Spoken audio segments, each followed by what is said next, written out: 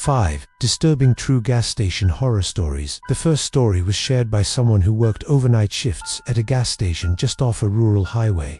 Even years later, they say that night changed the way they look at people who stopped for gas after midnight. I was 22 at the time and working the graveyard shift at a small gas station outside of town.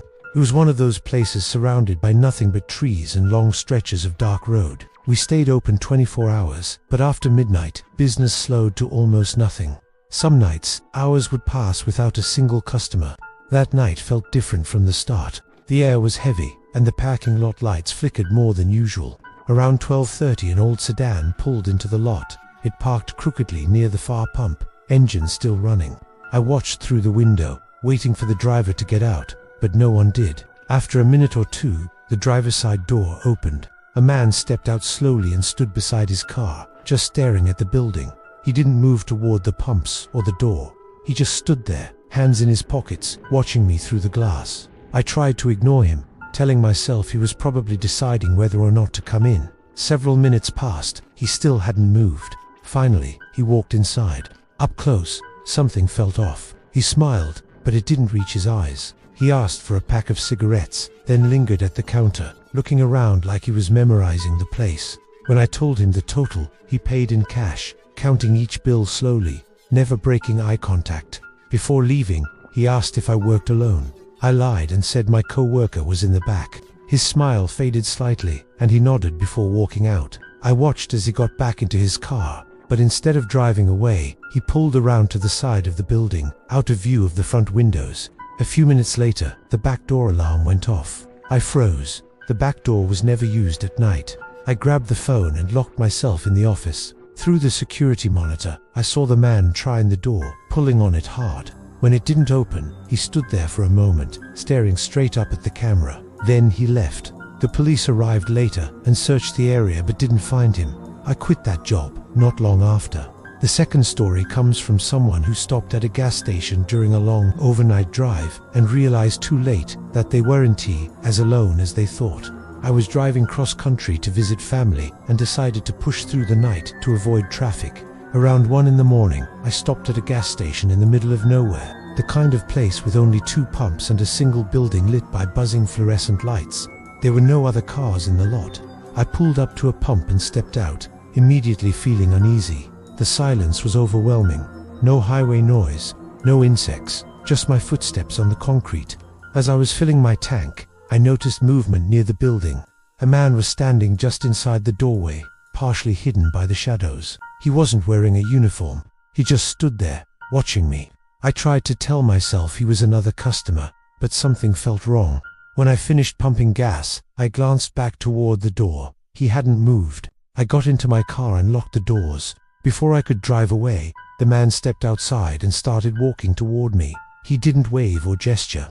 He just walked straight toward my driver's side door.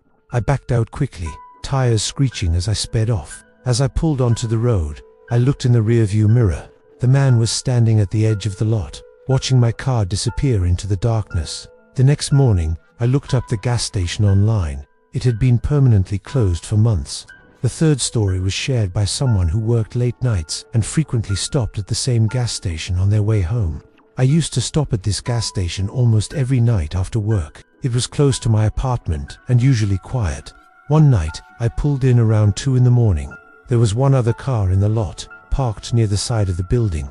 Inside, the cashier seemed nervous. He kept glancing toward the windows. I asked him if everything was okay, and he told me quietly that the man outside had been there for over an hour. Apparently, the man would come inside, buy something small, then go back to his car and just sit there. He had done this several times already. The cashier said he had called his manager, but no one answered. As we were talking, the man came back inside. He stood near the drinks, pretending to browse, but he was clearly listening.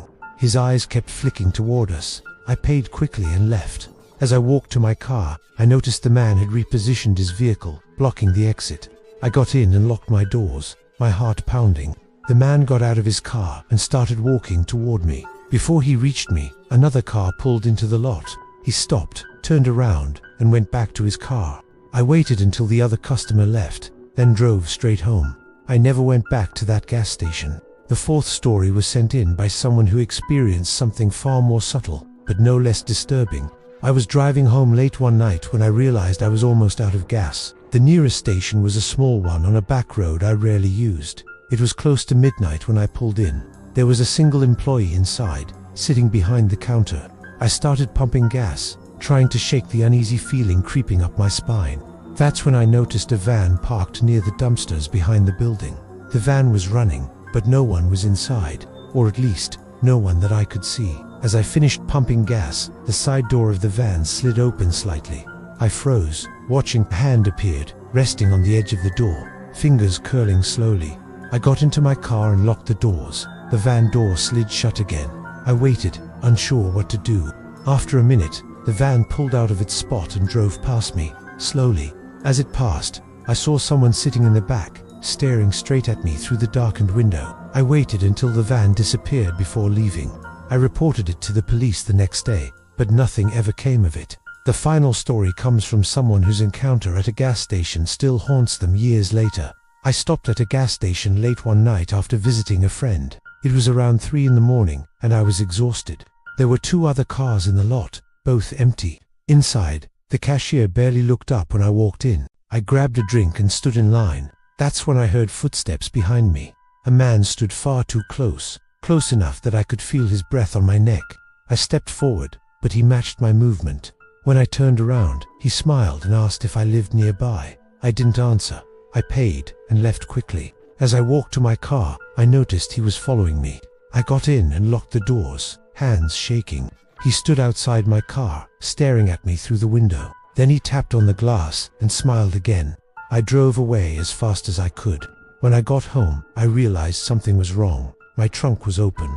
To this day, I don't know when or how it happened. I only know that if I had stayed at that gas station any longer, I might not have made it home at all.